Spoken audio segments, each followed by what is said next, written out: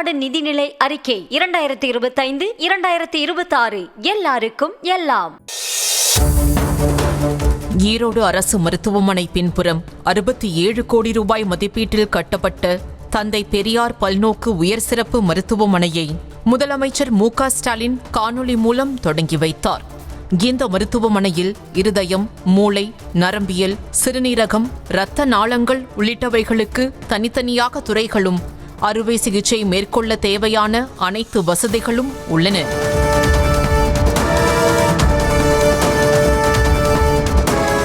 இந்த நிலையில் மருத்துவமனையில் போதிய மருத்துவர்கள் இல்லாததால் மருத்துவமனையில் தேவையான அனைத்து வசதிகள் இருந்தும் கோவை அல்லது சேலம் மருத்துவமனைக்கு செல்லும் நிலைதான் உள்ளதாக நோயாளிகள் வேதனை தெரிவிக்கின்றனர்.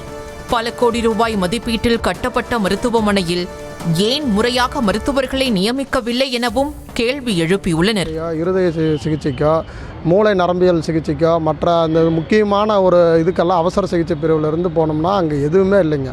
முழுக்க தனியார் மருத்துவமனைகளை நோக்கி தான் மக்கள் போகிற மாதிரி இருக்குதே தவிர இங்கே இருக்கிற அரசு நம்பி இருக்கிற ஏழைகள் பயன்படுற மாதிரி ஒரு மருத்துவ பணியாளர்களை நியமிக்கவே இல்லைங்க.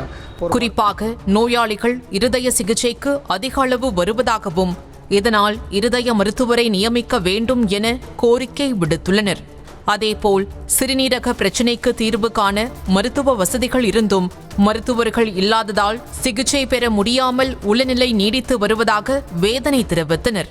மூச்சு திணறல் ப்ளஸ் கிட்னி ப்ராப்ளத்தினால அங்கே ஹாஸ்பிட்டல் அட்மிட் பண்ணோம். அங்கே ட்ரீட்மெண்ட் எடுத்தாங்க.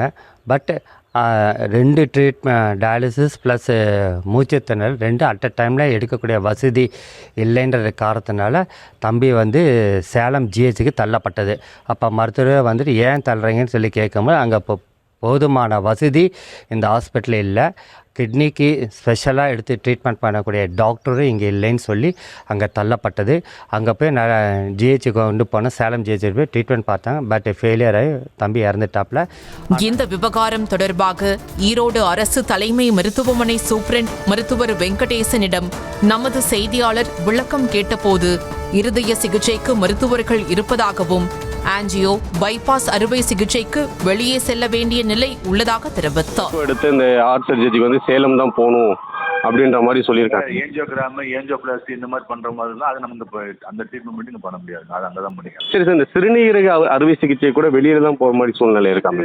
அந்த டிரான்ஸ்பிளான்ட் எல்லாமே மெடிக்கல் காலேஜ் தாங்க. நம்ம இங்கே பண்ண முடியாதுங்க. நம்ம டயாலிசிஸ் மட்டும் தான் பண்ண முடியும். டிரான்ஸ்பிளான்ட்ங்கிறது மெடிக்கல் காலேஜ் தான் என்ன இதாகிட்டு நமக்கு அந்த டிரான்ஸ்பிளான்ட் மாதிரி கவர்மெண்ட் தலைமை மருத்துவமனை உறுத்தல.